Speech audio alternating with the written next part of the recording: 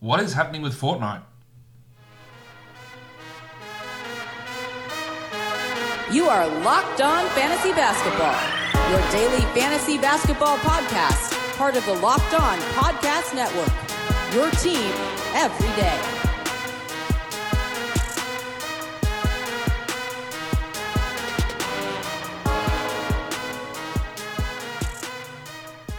Hello and welcome to the Locked On Fantasy Basketball podcast brought to you by Basketball Monster. My name is Josh Lloyd and I am the lead fantasy analyst at basketballmonster.com and at Yahoo Sports Australia. And you can find me on Twitter as always at redrock_Beeble and on Instagram at Locked On Fantasy Basketball. We are like a week and 3 days away from the beginning of the NBA season, so we are rounding out our preseason coverage and then getting into the regular season stuff, of course, as soon as the year begins. In today's show, I'm going to be looking at some players who might be in for a bounce-back season, so guys that might be getting a little bit undervalued, that do have that ability in this season to perform better than what they did last season. Michael Bolton. Let's get to it.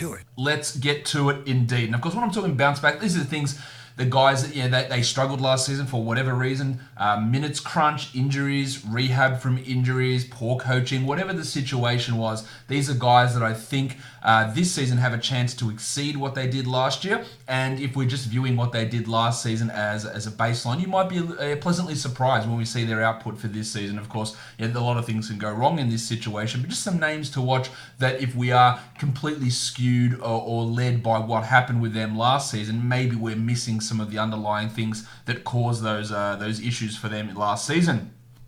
The number one guy I'm going to look at here, this is not in order of who is going to bounce back the most or anything like that, but Taurean Prince I think is someone that is worth mentioning. Prince was in for a pretty big role last season in Atlanta. He was not great. He struggled quite a bit. The shot wasn't there. The playmaking, which he flashed at the end of the 17-18 season, didn't come to fruition last year. He just wasn't that guy that we all hoped that he could be, and really he had a disappointing season, and in the end the Atlanta Hawks ended up dumping him for not much in the end. They got back that contract of Allen Crabbe. They got a first round pick, which they ended up including in a deal to get DeAndre Hunter. That pick was Nickeil Alexander-Walker. But last season, he played just 28 minutes a night, down from the 30 he played the year before. The shooting was still pretty strong, 39% from three, but the assist rate fell. His defensive numbers weren't great. He didn't get to the line more, which is a disappointing thing. So overall, he didn't take that big step forward. Now, this season in Brooklyn, he looks like he's going to be the starting power forward for the Nets. Rodions Kurucs is there as well, but Prince has been playing in that role throughout the preseason. One thing we do have to mention, though, is his preseason numbers. They have been good. There's no doubt about that, but this is something I'm going to write an article about this over on Basketball Monster, I think, in the next couple of days. He's talking about guys whose shooting is unsustainable. He's hitting 74% of his three-pointers in the preseason so far. That's not going to be able to stick. We're all well aware of that. That is fueling an 18-point-per-game number, a 14th overall rank for fantasy in the preseason, 4.7 threes. None of that's realistic. The other numbers, 4 rebounds, 1.3 assists, and 1 steal in 23 minutes is more reminiscent of what Prince has done in the past. But he is a name to have a look at, and we could see him playing a little bit more than he did last season, those 28 minutes. And maybe he can produce somewhat more in terms of production. I'm not expecting it, but there is that potential for him to get a little bit better than what he looked last season. Although, again, this shooting in the preseason, don't be fooled, because absolutely nobody, is going to be shooting 74% from three, let alone Taurean Prince doing it. The next guy we look at is Gordon Hayward. This is a pretty obvious one, I believe. Hayward was rehabbing from that broken leg / dislocated ankle ligament damage that he had last season. And he really, really struggled during that year. It doesn't help that Kyrie Irving was around and there was all that locker room disharmony, and some of it was to do with Hayward and the way that he was getting treated by the coaching staff and force-fed, some people thought, and that really did limit what Hayward could do last season. He was the 131st ranked player. He played under 26 minutes a game. He still shot not too bad, especially at the end of the season, 39% from three over his final 21 games, but the defensive numbers weren't great. Assist rate was actually solid, 3.4 assists, but his rebounds were down, and it was just mainly the usage, 19% usage. His final season in Utah, 28% usage. So With Irving gone, another year of health and rehab into Hayward, if he is ever going to return to 80% of what he was in Utah, it's going to have to be this season. I think we're seeing people tend to believe in him a little bit more. His rank on Yahoo's at 77, his ADP's at 77. I think he can get a little bit better than that. His rank on ESPN is at 84. But this is all assuming that those minutes from 26 go up, which I think they will. He'll play 30 plus. The usage goes back up to around 20. And he can maintain some of that last half of the season shooting numbers. Also, he's going to have to improve his playmaking. Enes Kanter for Al Horford as a center switch. One of those guys could pass, and one of them now is on the Celtics. So someone is going to have to pass the ball more. That's probably going to have to be Hayward to take on that role. So that could improve his overall value as well. But if he doesn't bounce back this season, then I think our faith in Hayward ever being able to do it should be pretty shaken. Let's go on to the next guy. We're looking at Otto Porter Jr. And I mentioned Porter just to highlight. So if we look at his overall numbers from last season, which some people will do, they'll look at it and go, well, he wasn't that great. And that's right. Now, he wasn't playing particularly well in Washington. He did play quite well when he got to Chicago, but that was a limited sample size. Last season, Porter was the 60th ranked player overall and played just 30 minutes a night, under 14 points. Only 1.4 steals in that time as well. And the shooting, which had been at 50 and 52% the prior 2 seasons, went down to 47%. His usage was also quite low in that season, but bumped up when he went to Chicago in that trade. So I look at those 30 minutes a night that Porter played. The wing depth for the Bulls is pretty poor. You've got the Hammer Denzel Valentine as his backup, or Chandler Hutchison. Neither of those guys are good. Hutchison's actually injured with a hamstring at the moment. So Porter's 30 minutes a night should improve pretty significantly for this team who wants to make the playoffs. These shooting numbers, which were considerably down, 50% from 2 last year, down from 54, 58 and 54 for 3 consecutive seasons. So I can see a rise there. He also did shoot 41% from 3 overall, but he started out really slowly in that area. So I think there's some significant value that can come from Porter, especially if you're really looking at his overall numbers from last season and not just his Chicago tenure. So I think he can be that guy who gets back into that top 45 of overall ranking situation where he was for a couple of years. Not that he's a guy that you look to take in that 3rd round, because again, it's to do with categorical scarcity and all those sort of things. And he's, while I really think he's a strong fantasy player and he can get underrated in areas, he can also get overrated by traditional ranking metrics, which is important to note. But given his ADP on Fantrax is 65, on ESPN it's 57, there's a ton of value there. On Yahoo at 44, that's probably about the right spot for Otto Porter. Kevin Love. Now, I think we all know the situation with Love and the risks involved with drafting him. Injury was a huge concern, but he is far and away the Cavs' best player. I think the likelihood of him getting traded is a little bit overblown. The injuries are a huge worry. He played only 22 games last season, and then he only played 27 minutes a night. Still averaged 17 and 11, and we know we're not going to get defensive numbers. But there's a few things when you look at those performances from Love that you can have a bit of hope in. First of all, it's the 27 minutes a night. If he is healthy, and of course that's a big if, he's healthy at the moment, but if he can stay healthy, he will play more than 27 minutes a night. 30, 31 minutes would probably be more likely. Now, he did play 28 minutes his last season with LeBron in Cleveland. He battled back injuries that year. So maybe 28 to 29 is more realistic for Love. I still think he can push up to that 30 mark, but he also shot 39% from the field, 41% on 2s. Now that is a staggering drop off. He was at 49 the year before, 47 the year before that. So that 41% he shot on his 2-pointers in those 22 games, it feels destined to rise pretty significantly. He still shot 36% on 3s last season, so there is still hope that overall efficiency can jump back up from 39% to 42, 43, 45 in a best case scenario. That puts his scoring up. Play those extra 3 or 4 minutes a night, and then on a per game basis, he can jump back into that top 25 type of an area. It's all about whether you want to take him in there, and you probably don't given the injury risk. But if you get him around pick 50 where he's getting drafted in nearly all formats, then that upside really does make you have to pay attention there. There is still risk involved, but that upside that he has as the best player on the Cavs with significant areas where you can say, well, that's not sustainably, or he was sustainably bad. Sorry, let's try again. He was bad in certain areas, and it's not sustainable for him to continue to be that bad in those areas. That should give you some level of hope that that Kevin can bounce back.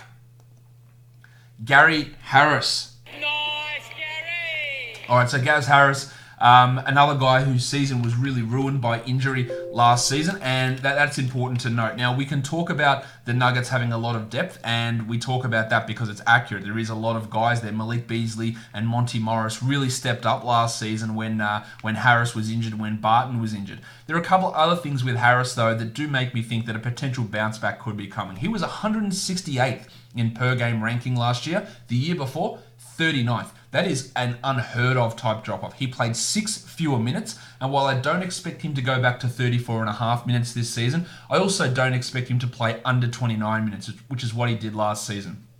The other thing that happened with him is his shooting numbers, they dropped. For 3 consecutive years, he'd been at 55, 56, and 54% from 2. Last year, 48. That is a huge, huge drop. His three-point percentage went from 42 and 40% down to 34%. So you just have moderate increases in both his 2-point percentage and 3-point percentage, and add that to a couple of extra minutes per game, and then that's a 50-60 spot ranking jump already for Harris. Now, maybe Malik Beasley outplays him this season. Maybe Barton gets more minutes there. These are all possibilities, but I don't think it's going to be possible for Harris to have as bad of a season he did last year. And I haven't even touched on one of the big drop-offs. He went from 1.8 steals per game to 1 per game, and that is an astonishing turn. That takes probably 30 or 40 ranking spots away just in itself.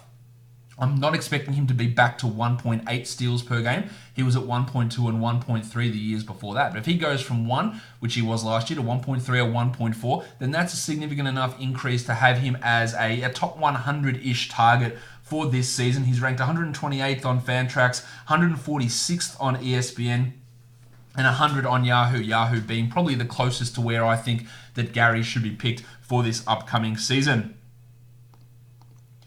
All right, the next guy we take a look at is Draymond Green. And again, a lot of these are obvious, but sometimes it does fly under the radar a bit, especially if we're focusing consistently on what they did last season. Draymond Green, he saw really low numbers last year. A lot of that was to do with the fact that Kevin Durant was there. Draymond is also getting older, so that's something we need to pay attention to. And it's something we need to pay attention to when looking at Steph. We can say, well, the last time he played without KD, he was the number 1 fantasy player by a mile. That was 3 or 4 years ago. So there is also an aging factor in that, but I'm not talking about Steph here. Draymond last season was the 46th ranked player. The 4 previous seasons, he was 24th, 20th, 10th, and 29th. So what are the big difference there? Well, he went from 11 points per game to 7.4. A usage went from 17 to 13. That is a big drop. Now, with Clay out, with Durant gone, replaced by D'Angelo Russell, yes. But I imagine that Draymond's usage is going to have to get back to that 16 to 17 type range. That should put him back into the double-figure scoring mark. So there in itself is a big step forward. I think you can also see a little bit of that playmaking increase as well. He'd been at over 7 assists per game for 3 consecutive seasons. Last year, he was at under 7, barely, but he was under that. The one thing I don't see happening necessarily are big steal and block numbers coming back. He was at 1.4 steals and 1.1 blocks last year. I'm not sure there's going to be too much of a massive change there. And the 3-point shooting, he was at 29% last season, but just 30 and 31 each of the prior 2 seasons. And I think that 39% 3-point year that he had is probably the outlier. So we can look at Draymond, and I think we can all look and expect an increase in usage. Not necessarily with the defensive numbers, but that increase in usage, maybe a couple of percentage point increases in his 3-point shooting as well. The fact that they won't be able to allow him to play only 31 minutes, which he did last season. I think 33-34 is what this team's going to need if they're going to push into the playoffs. That should see somewhat of a bounce back from Draymond Green. Again, it all seems relatively obvious, but just digging into those numbers and looking at things and go, well, I don't see him averaging 7.4 points per game. That's the area where, that big change, whether it's a 4 or 5 point increase, I think all of that is realistic for Draymond heading into this season. The next guy up for us to look at is the iron shoulder, Goran Dragic, another guy whose season was ruined by injury last year in Miami. At this point, we don't know whether he's going to be starting or he's going to be coming off the bench with the Miami Heat. Justice Winslow could be their starting point guard. Dragic could be. But Dragic, only played 36 minutes a night last year and played 28 minutes a game. He was the 155th ranked player. Now, I don't expect him to push back to being a top 80 guy or even a top 70 guy, which he was for like 6 or 7 consecutive seasons. We're playing big minutes with high efficiency. I think that high efficiency part of Dragic's game is gone. That happens when you get older. He's 33 now, and he was an elite finisher at the rim. He's not that anymore. He's never been a great high volume three-point shooter, but he's been pretty strong there. 41 and 37 before last year's dip to 35. So he's got room to improve in that area as well. He's never necessarily been a high assists guy. I don't think that changes this season with Butler there, with Justice Winslow having some of that playmaking role also. But I do feel okay about thinking Dragic is going to be better than what he was last season, because it shouldn't be that hard considering how poor he was. He's not jumping back to top 70, I don't think. I don't think he's jumping back to being top 80. But I think we can look back at his numbers and say, well, I think we see somewhat of an increase from Dragic this season, a little bit more of a bump in efficiency where his true shooting was basically a career worst of under 52%. I think there can be some improvement in that for Goran Dragic for this upcoming season. All right, Jeff Teague. My name is Jeff. Teague had some injury problems last season, as so many of the guys on this list do or did. And I think that should give us some level of hope. Now, his backup is Shabazz Napier. They are going to run Jarrett Culver as backup point guard as well, which takes some of the upside from Teague. I don't ever think that Teague was going to come out and play 35 or 36 minutes a night. But last season, he played just 30, right on the nose, and only 42 games, averaging 12 with 8 assists and a steal. He shot just 33% from 3 after being a 37, 36, and 40% guy for 3 consecutive seasons. He's a very low volume 3-point shooter. I think that there can be a tick up in his 3-point shooting, a tick up in his usage percentage, and that should be able to bring some of that value back from Teague. And especially when we look at assist scarcity, once you get to that portion of the draft, there's very few players out there who are getting assists, so that does help Teague's value. His preseason numbers have not been encouraging. 8 points per game. He's only played 14 minutes a game, but he also only has 3 assists across those 2 games with no defensive numbers. But I'm not reading too much into that, because if I'm reading too much into that, then I'd also believe he's going to be a 60% 3-point shooter, which of course he isn't. So we've got to take a little bit of a grain of salt there, and just how few minutes he's been playing is, I guess, it is some cause for concern. But Wiggins has only played 14 minutes a night. Covington's only played 15 minutes a night as well. The big minutes have gone to Towns, or actually no, he's only played 20. The big minutes have gone to Culver at 26 and Okogie at 24. Those guys who seem to be battling for that 5th starter spot. Seeing how that's going to play out between those two players. And it looks like Culver's definitely been ahead of Okogie at this point and has looked pretty strong. There are concerns with his shooting, but his shooting significantly better than what Okogie is throughout the preseason so far. So I think Teague has an ability to step back. I think another thing we do have to pay attention to with the Wolves is we look at it and go, there's no Jimmy Butler now. Well, there wasn't Jimmy Butler for most of last season. So in expecting everyone to take big steps forward because Butler isn't there is a little disingenuous. We do have to factor in the fact that's poor English, but we do have to pay attention to Jimmy Butler was there for a start, but he also screwed up their training camp. He cast a dark cloud over that organization with the trade demands, and I think that threw a lot of these people off their preparations of game plans. The firing of Thibodeau mid-season as well didn't help.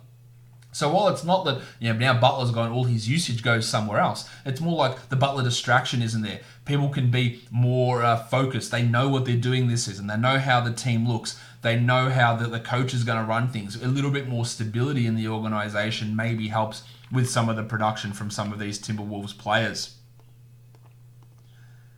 Lonzo Ball, a pretty common bounce-back type of guy. I've been fairly aggressive in terms of drafting him. You've seen in some of the mock drafts. Some of the sites have not responded to that at all with the rankings. He's ranked 149th on Fantrax, no idea why. 91st on Yahoo, way too low. 69th on ESPN. Giggity. Which is a nice rank, but he's not... I think he's more of that 50 to 60 type of player. I've been impressed. Now, I don't believe that his shot is fixed all of a sudden now because he's with the Pelicans and the Lakers, but to be fair, the Lakers never really employed a proper shooting coach, so if he does improve this season, it won't be just random chance. It will be because the Pelicans are actually focusing on that, but he's been really strong. 6 assists per game in 22 minutes in the preseason. The blocks are back. The steals are back.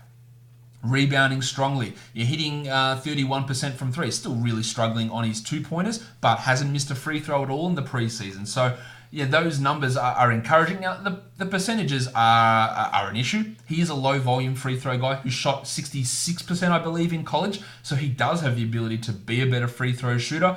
The threes are low-level threes in terms of percentage, but they're not horrendous. They're not, Marcus Smart early career type three-point numbers. They're not DeMar DeRozan current career type numbers. He's a better three-point shooter than that. And the way that he can perform, he can put up really strong numbers. Like his first year as a rookie with the Lakers, 10, 7, and 7 with 1.7 steals, and still shot 36 and 45 from the field and from the line, and that made him the 60th best player. I think he can get close to those numbers again, and I think that those ranking numbers across those sites indicates that there is some significant sleeper value still in Lonzo Ball, and I've been relatively impressed with what I've seen from him in New Orleans. Now, maybe the shot gets worse. It feels hard to see how it would. Maybe he doesn't have as many assist opportunities because they somehow want to give Nickeil Alexander-Walker more minutes. I don't think that's going to happen. But I think Lonzo is a really strong mid-round player for your drafts coming up. Chris Paul, another guy whose season was hampered by injury. In Houston, he had the hamstring problems. He had the elbow issue, which really impacted his shooting to begin last season. And now he heads to OKC. There's a lot of doubt about Paul. He is still a very, very good player. And when he was without James Harden last season, his numbers were still pretty strong.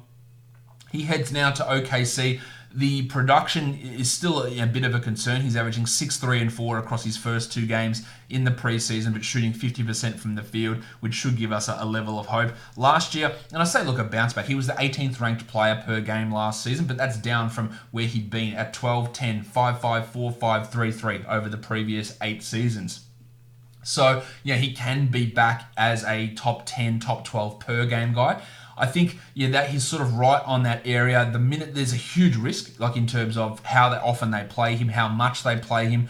I don't think that Chris Paul is going to be traded this season. That's just a gut feel, and just from listening to people, just trying to find what team will take him or which team will be able to absorb that salary for the next 2 seasons. It is hard to find that option. How the Thunder treat him gives significant risk. But he's being treated, as a rank on Fantrax of 48, a Yahoo rank of 32, an ESPN ADP of 64 is ridiculous. Like, those numbers are too low, and it does get to a point that even if you think he's going to be the 12th best, the 15th best guy on a per game basis, right, which I think he can be, but total value he's like 30th. But when you get to 60, I don't think you can even let that go past. There's just way too much value in that for Chris Paul. There's a real chance that at age 34, he just doesn't have it quite at that level. That's a real possibility. I still do believe in Paul for at least one more season, but he is going to be the name, or one of the names that I'm really tracking closely this season to see how it all pans out for him. Ravishing Rick Rubio. Now, the ravishing one, of course, heads from the Utah Jazz to the Phoenix Suns. And it is a little bit of a different system, which is why I have quite a bit of faith in Rubio. Now, Rubio, like Paul, had quite a few hamstring injuries last season, and that did limit him. He played just 68 games and only 28 minutes a night, averaging 12.7 points with 6 assists and 1.4 steals. Back in Minnesota, he was an 11.9 assists, 1.7 steals guy, which made him that top 50 player for 2 or 3 out of his, four out of his first 6 seasons. Last season, 88th per game, those 28 minutes a night. Now in Phoenix, I think those minutes push up for Rubio. He's back to that 30 type of mark. But the way that Utah ran their offense saw the ball taken out of his hands quite a bit. Ingles was distributing quite a bit. We saw Donovan Mitchell doing it quite a bit. Now in Phoenix, Devin Booker's still going to have the ball in his hands, but guys like McCall Bridges, Kelly Oubre, Dario Saric, DeAndre Ayton, these aren't great passers of the ball. Tyler Johnson off the bench. So Rubio, I think, is going to have a real chance to improve those assist numbers. He's averaging 4 assists in 20 minutes so far in the preseason. The shooting is always a concern. He's at 17% from 3. But, in a punt field goal type scenario, you can deal with that. He's an elite free throw shooter. I think he can be low 40s in terms of percentage. a strong assists guy, a strong steals guy, a pretty good rebounder for a point guard. I think he can jump up, from where he was last year as the 88th ranked player. I think we see that assist rate climb back up in a situation that's more conducive to him racking up those assists versus where he was in Utah last season, where Quinn Snyder's system just didn't fit Rubio and his play style, combined with the numerous hamstring injuries that he had that cost him plenty of time. The last guy I want to talk about in today's show is Hassan Whiteside. He moves from Miami to Portland, where he will be the starting center for the Blazers. Maybe when Yusuf Nurkic returns, Nurkic gets that job back, but maybe, what's that going to be for the final 6 weeks of the season? Maybe. And I don't even think that when Nurkic comes back, he will jump back into being a starter or jump back in with strong minutes, and Whiteside will still have that value. He was the 104th ranked player last year, Whiteside, in only 23 minutes a game. That number should really skyrocket. I can see him playing, close to 30 a night. The backup big man situation, his backup at the moment is Pau Gasol. You'll see Zach Collins get some minutes there as well. Skal Labissiere appears to be in the rotation, but I can see Whiteside playing that 29 to 30 minutes a night. Good blocks. Field goal percentage was really high last year. The free throws are the real concern. Can he get those improved versus where he was last year? Because that was a huge negative for Whiteside. If those numbers can get back up, then he could potentially look at being a top 50 guy, but you're not drafting Whiteside for his free throws. He has hit 75% of his free throws through the preseason, so that's encouraging. Hasn't really blocked many shots, but has also hit 73% of his total shots from the field. So I think he can have a pretty strong bounce back type season. Hassan, maybe not back to that peak in Miami where he was the 13th ranked player. I don't think he's getting back to that level, but in that 50 to 70 type range, I think he can get there. Definitely playing more than those 23 minutes a night than he was in Miami last season, and that should enable him to take some pretty big steps forward for this coming year. That'll do it for bounce back candidates. 12 guys, I think, who could be in line for better seasons last year, getting back to not necessarily their full glory, but to a situation that we're more familiar with those players. Let me know if you agree or disagree in the comments on YouTube, or tweet at me at redrock_bball. Make sure you are subscribing and check out the Locked On NBA podcast. We are doing our season preview at the moment. One show for all divisions, so six shows. 2 of those are already out that you can hear. So great stuff across all of that from all of the hosts on the Locked On Podcast Network. Guys, we are done here. Thank you so much for listening, everyone. See ya.